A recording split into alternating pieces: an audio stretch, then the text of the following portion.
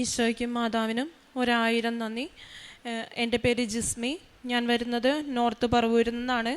ഇതെൻ്റെ ഭർത്താവ് ആൻ്റണി. ഇതെൻ്റെ 2 മക്കൾ അബ്രഹാം, അലോഷ്യസ്. ഞാൻ ആദ്യമായിട്ട് ഉടമ്പടി എടുത്തത് 29/11/2021 അന്നേരത്ത് ഉടമ്പടി എടുക്കാനുള്ള കാരണം ഞങ്ങൾക്കൊരു ഭവനം ഉണ്ടായിരുന്നില്ല. 10 വർഷത്തോളമായിട്ട് ഞങ്ങളൊരു ഭവനത്തിനായിട്ട് ആഗ്രഹിച്ചിരുന്നു. മാതാവിനോട് ഈശോനോടൊക്കെ പ്രാർത്ഥിച്ചിരുന്നു. പക്ഷേ ഞങ്ങളുടെ കയ്യിൽ പൈസ ഒന്നും ഉണ്ടായിരുന്നില്ല. ഞങ്ങൾക്ക് ആഗ്രഹം മാത്രമേ ഞങ്ങളുടെ കയ്യിൽ ഭാഗ്യമായിട്ട് ഉണ്ടായിരുന്നുള്ളൂ. ഞങ്ങൾ ഇവിടെ ഉടമ്പടി എടുത്തേണ്ട ഒരു ധൈര്യത്തിൽ ഞാനും ഹസ്ബൻഡും വീടും പറമ്പും അന്വേഷിക്കാനായിട്ട് തുടങ്ങി. വീടും പറമ്പും മാതാവിനോട് ദിവസവും പ്രാർത്ഥിക്കും. പ്രത്യക്ഷീകരണ പ്രാർത്ഥനയും വൈകുന്നേരത്തെ സായാഹ്ന പ്രാർത്ഥനയൊക്കെ ചൊല്ലി പ്രാർത്ഥിക്കുമായിരുന്നു. ഞങ്ങൾക്കൊരു ഭവനം കണ്ട് ഇഷ്ടപ്പെട്ട് ഞങ്ങൾ അതിന് വാങ്ങിക്കാനായിട്ട് ലോണിന് അപ്ലൈ ചെയ്ത്, അപ്പോൾ അനിയൻ ഞങ്ങളെ സഹായിക്കാമെന്ന് പറഞ്ഞു. ഞങ്ങളത് വാങ്ങിക്കാനായിട്ട് നോക്കിയപ്പോൾ മുഴുവൻ തടസ്സങ്ങളായിരുന്നു. ലോണിന് അപ്ലൈ ചെയ്തിട്ട് ഞങ്ങൾക്കതൊന്നും കിട്ടുന്നുണ്ടായിരുന്നില്ല. എപ്പോഴും ലോണിന് വേണ്ടിയിട്ട് ബാങ്കിൽ പോകുമ്പോൾ മാതാവിൻ്റെ കാശുരൂപം കയ്യിലെടുത്താണ് ഞാൻ പോയിക്കൊണ്ടിരുന്നത്. അവിടെ ഇരുന്ന് വിശ്വാസ പ്രമാണം ചൊല്ലിയും പ്രത്യക്ഷീകരണ പ്രാർത്ഥന ചൊല്ലിയും ഒക്കെ ചെയ്തിരുന്നു. തടസ്സങ്ങൾ പറയാൻ നേരത്തെല്ലാം മാതാവിൻ്റെ കാശുരൂപം ഞാൻ മുറുക്കി പിടിച്ച് പ്രത്യക്ഷീകരണ പ്രാർത്ഥനയും വിശ്വാസ പ്രമാണവും ചൊല്ലിക്കൊണ്ടിരുന്നു. ഞങ്ങളുടെ ലോൺ, ഹസ്ബൻഡിൻ്റെ പേരിലെടുത്ത ലോൺ, അത് സാങ്ഷനായി കിട്ടി. പിന്നെ അനിയൻ്റെ പേരിലുള്ള ലോൺ സാങ്ഷൻ ആവാനായിട്ട് ടൈം എടുത്തു. ഇതിൻ്റെ ഇടയിൽ കരാറ് നടന്ന് ലാസ്റ്റ് ഡേറ്റ് ആയിട്ടും ഞങ്ങളുടെ ലോൺ സാങ്ഷനായിട്ട് അനിയൻ്റെ ലോൺ സാങ്ഷൻ ആവുന്നുണ്ടായിരുന്നില്ല. അവിടെ ഇരുന്ന് കണ്ണീരിട്ട് ഞാൻ മാതാവിനോട് പ്രത്യക്ഷീകരണ പ്രാർത്ഥനയും വിശ്വാസ പ്രമാണവും ചൊല്ലി ഉടമ്പടി കാശുരൂപം മുറുകെ പിടിച്ച് പ്രാർത്ഥിച്ചു. അത്ഭുതം എന്നേ എനിക്ക് പറയാനുള്ളൂ. അനിയൻ്റെ ലോൺ സാങ്ഷനായി. പക്ഷേ അന്ന് ഞങ്ങളുടെ നടക്കേണ്ട ദിവസമായിരുന്നു. അന്ന് ഞങ്ങളോട് തലേ ദിവസം വിളിച്ച് ഉടമസ്ഥൻ പറഞ്ഞ് നടക്കേണ്ട ദിവസം നടന്നില്ല എന്നുണ്ടെങ്കിൽ ഞങ്ങൾ ഇതിൽ നിന്ന് ഒഴിവാകുമെന്ന് പറഞ്ഞ്. അനിയൻ്റെ ലോൺ സാങ്ഷനായ അന്ന് ഞങ്ങളുടെ ലോണിൻ്റെ ഡേറ്റ് തീർന്നു. അവിടെ ഇരുന്ന് ഞാൻ മാതാവിനോട്, എൻ്റെ മാതാവേ, ഞങ്ങൾ എന്ത് ചെയ്യും? ഞങ്ങളുടെ ലോണിൻ്റെ ഡേറ്റ് തീർന്ന്, ഞങ്ങൾ ഇതിനു മുന്നേ ഇവരോട് പറഞ്ഞിട്ട് ഒന്നും റെഡി ആവുന്നില്ലല്ലോ എന്ന് പറഞ്ഞ് പ്രാർത്ഥിച്ചു. എന്തോ മാതാവിൻ്റെ ഒരു അത്ഭുതം തന്നെ അവിടെ നടന്നു. കുറച്ച് നേരം കഴിഞ്ഞ് ഒരു സ്റ്റാഫ് വന്ന് എന്നോട് പറയാണ്, ചീഫ് മാനേജർ വിളിച്ചു, നിങ്ങൾ വിഷമിക്കണ്ട, ഞങ്ങൾക്ക് നിങ്ങളുടെ ലോൺ ഇനി ഒരു പേപ്പറും ആവശ്യമില്ല, ഞങ്ങൾ സാങ്ഷനാക്കി തരാം എന്ന് പറഞ്ഞ് വിളിച്ച് ഞങ്ങൾക്ക് അനിയൻ്റെയും ഹസ്ബൻഡിൻ്റെയും പേരിലുള്ള ലോൺ ഞങ്ങൾക്ക് സാങ്ഷനാക്കി തന്നു. തിരിച്ച് ഞാൻ വരുന്ന വഴിയിൽ ഞങ്ങളുടെ ബ്രാഞ്ചിൽ, പറവൂർ ബ്രാഞ്ചിൽ കയറി അവിടെ മാനേജറിനോട് ഈ സംഭവം പറഞ്ഞു കഴിഞ്ഞപ്പോൾ ആ മനുഷ്യൻ എന്നോട് ചോദിച്ചത്, ഇതേത് മാനേജർ, എനിക്കറിയില്ലല്ലോ എന്നാണ് പറഞ്ഞത്.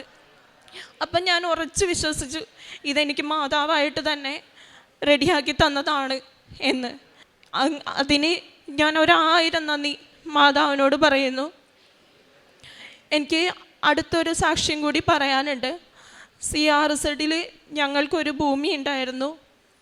അത് ഞങ്ങൾക്ക് വിൽക്കാനും ഞങ്ങൾക്ക് അവിടെ വീട് വയ്ക്കാനും സാധിക്കുന്നുണ്ടായിരുന്നില്ല. ഉടമ്പടി എടുത്തപ്പോൾ കിട്ടിയ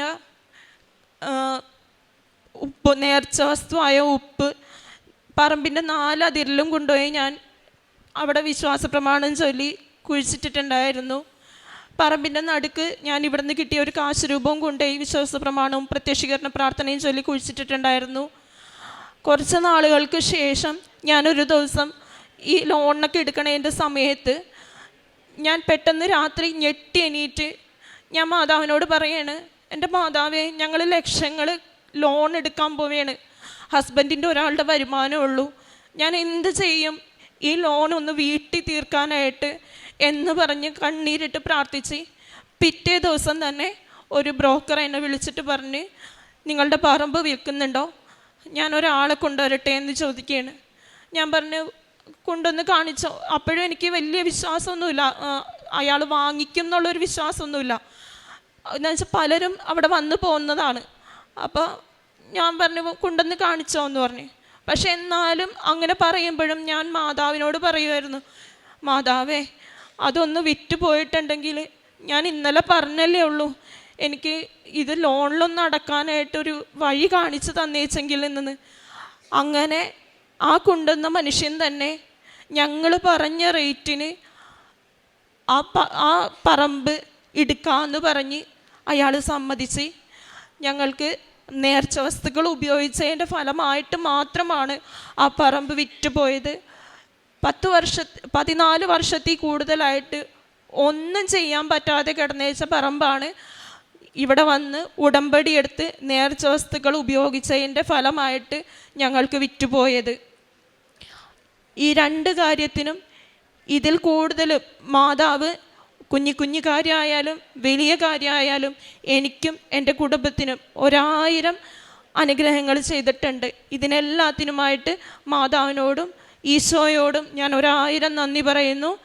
ഞാൻ കാരുണ്യപ്രവൃത്തിയായിട്ട് ഗവൺമെൻറ് ഹോസ്പിറ്റലുകളിൽ എൻ്റെ അടുത്ത് ഉള്ളതുപോലെ ആഴ്ചയിൽ 1 ഊണോ അല്ലെങ്കിൽ 2 ഊണോ ഒക്കെ ആയിട്ട് ഞാൻ വാങ്ങിച്ചു കൊടുക്കുമായിരുന്നു.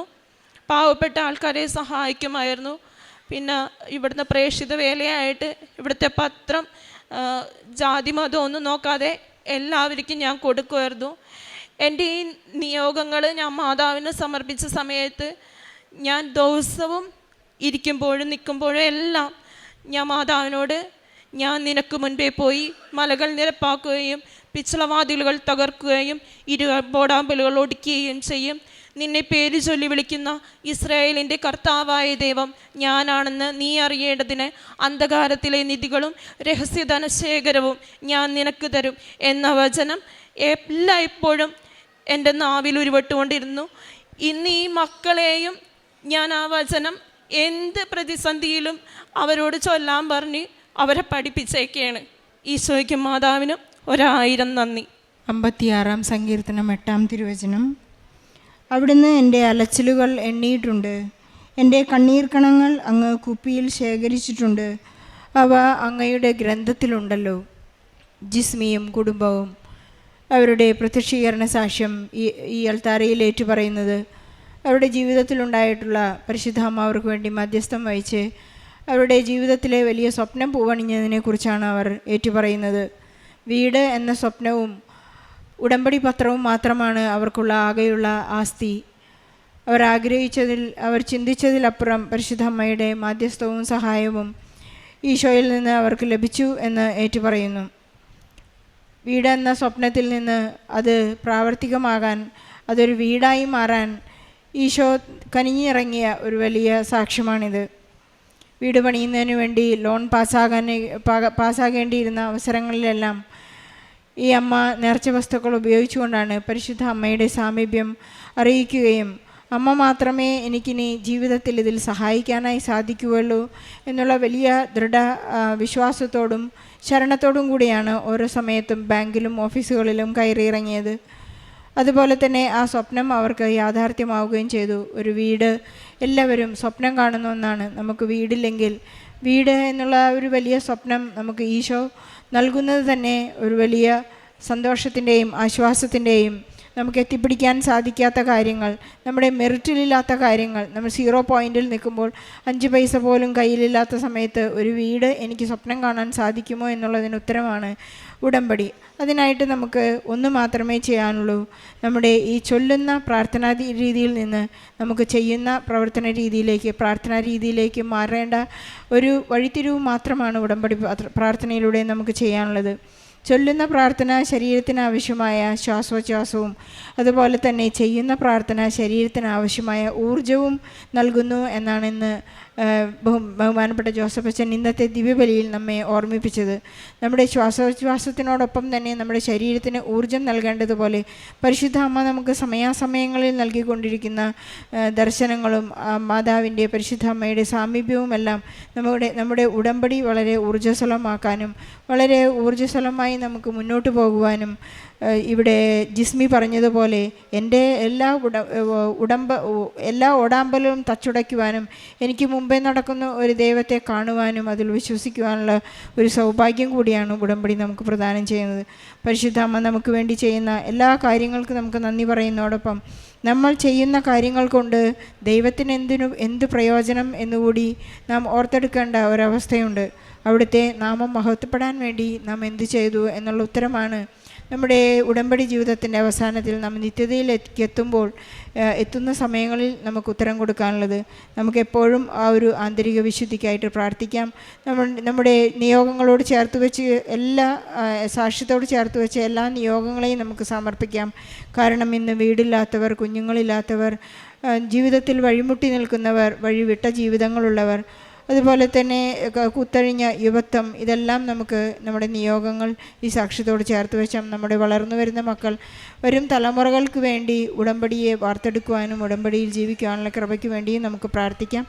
ഈശോയും പരിശുദ്ധ അമ്മയും അവർക്ക് ചെയ്ത അനുഗ്രഹങ്ങൾക്കായി ജിസ്മിക്കും കുടുംബത്തിന് ലഭിച്ച അനുഗ്രഹങ്ങളോടൊപ്പം നമ്മുടെ നിയോഗങ്ങൾ ചേർത്ത് വെച്ചുകൊണ്ട് ഈശോയ്ക്കും പരിശുദ്ധ അമ്മയ്ക്കും നല്ലൊരു കയ്യടി നൽകി ഈ സാക്ഷ്യം നമുക്ക് സമർപ്പിക്കാം.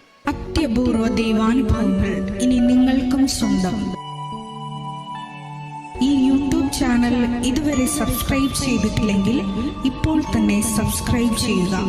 ഈ വീഡിയോ ഇപ്പോൾ തന്നെ നിങ്ങളുടെ സുഹൃത്തുക്കൾക്ക് ഷെയർ ചെയ്തുകൊണ്ട് കർത്താവിൻ്റെ പ്രേക്ഷിതരാകുക.